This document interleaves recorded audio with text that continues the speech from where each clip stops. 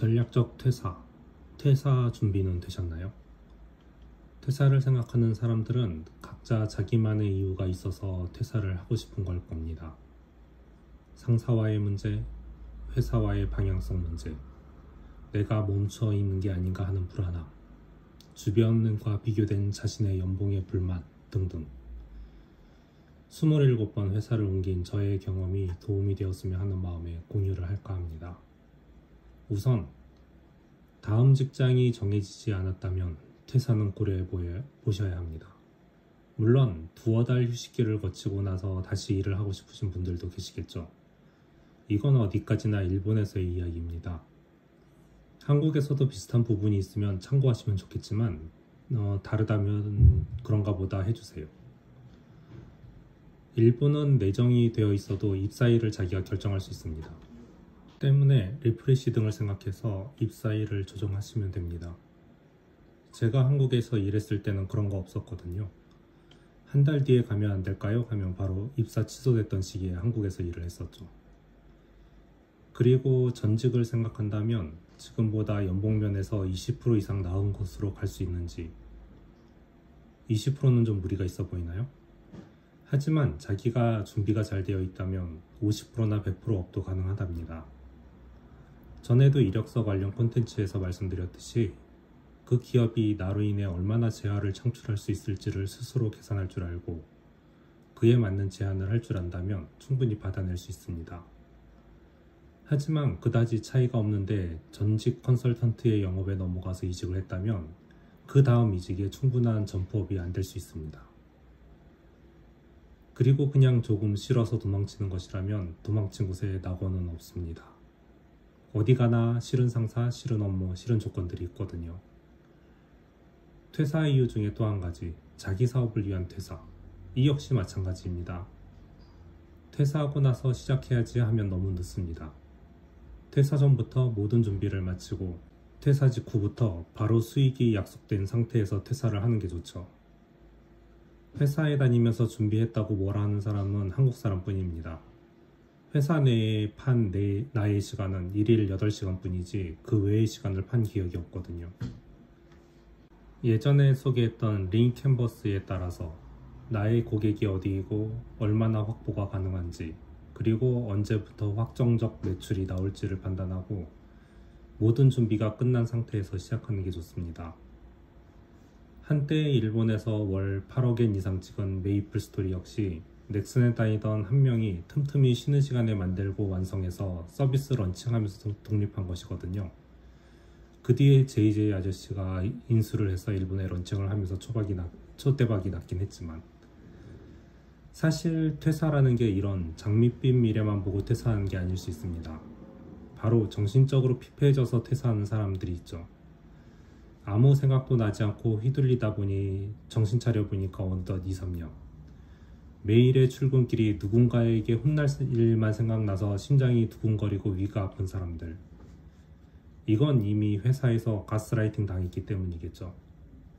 스스로 너무 달려서 번아웃을 했다면 휴직계를 내고 좀 쉬었다 들어오면 되지만 가스라이팅을 당했다면 준비 같은 건 필요 없습니다. 일단 나오지 않으면 계속 가스라이팅 당하니까 바로 사표를 던지고 연락을 끊고 잠수를 타는 게 최선이죠.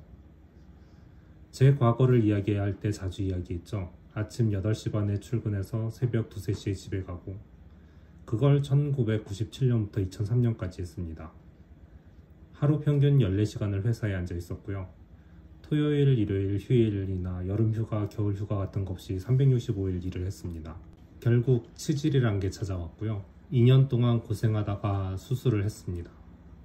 물론 치질 수술이란 게 간단해서 10분도 안 걸리고 당일 퇴원도 가능합니다. 하지만 3일 입원하는 걸 택했지요.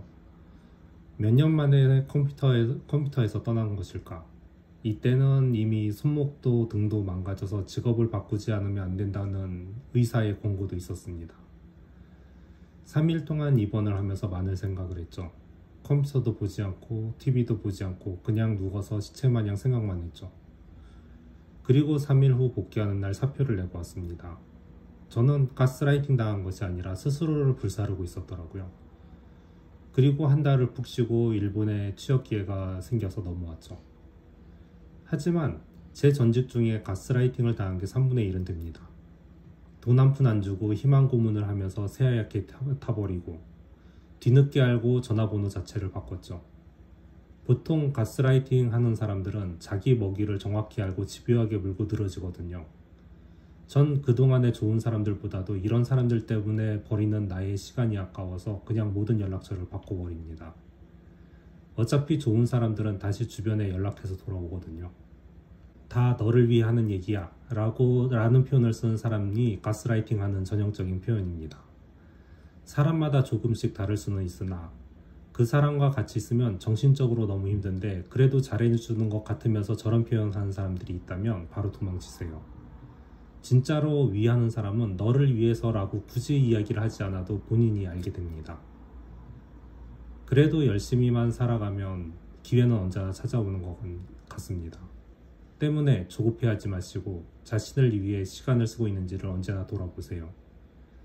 자, 이런저런 이유에서 퇴사를 했습니다. 그리고 각자 자신의 생각에 맞게 미래를 준비해야겠죠. 사회에 한번 들어가면 좀처럼 장기간 여행을 할 기회가 주어지지 않습니다. 물론 일본의 대기업들은 1개월 쉰다고 해서 누가 뭐라 하지 않죠.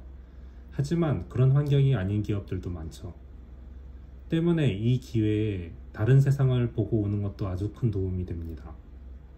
여행이란 것은 단순히 그곳의 중요한 곳을 봐야 하고 철저하게 스케줄을 잡아서 다녀야 하고 하는 게 아닙니다. 나란 존재를 모르는 환경에 몸을 던져두면 정말 많은 생각을 하게 되죠. 그동안 다른 사람들에게 휘둘려 살았던 나를 본다거나 다른 사람들을 의식해서 내가 하고 싶은 것을 하지 못했던 나를 느꼈다거나 아무것도 없는 곳을 터벅터벅 걸으면서 또는 해지는 석양을 멍하니 바라보면서 많은 생각을 하게 되죠. 당연히 여행지에서 게임이나 동영상 보는 건 NG입니다. 모처럼 나를 돌아보려고 찾은 여행지에서 꼭 틈만 나면 웃긴 한국 유튜버 동영상을 보시는 분들이 계시는데요. 그런 분들은 어떠한 조언도 의미가 없을 겁니다. 이미 생각을 멈춘 사람이니까요. 많은 사람들에게 여행의 의미는 서로 다를 수 있으나 많은 것을 얻을 수 있느냐 없느냐는 그 사람의 관찰 능력과 사고 능력에 좌우됩니다. 많은 것을 찾아서 봐야 얻는 게 아닙니다. 스스로를 돌아보는 능력 역시 태어나면서 얻는 게 아니고 많은 고민과 고뇌 속에 자신을 돌아본 사람들이 가지게 되는 것이니까요. 그리고 그 많은 잡생각들이라 느낀 것들이 정리되면 시간과 돈을 들여서 간 여행이 자신의 재도약을 위한 보람찬 시간이 되어 있을 겁니다. 많은 분들이 처해진 환경, 주변에 좋은 사람들을 끊을 수 없어서 누군가가 무서워서 가족들을 굶길까봐 고민을 하고 계실 겁니다. 27번이나 회사를 옮겨본 제가 이야기를 합니다. 퇴사는 끝이 아니라 새로운 시작을 위한 정리 단계일 뿐입니다. 아직 인생은 많이 남아있잖아요.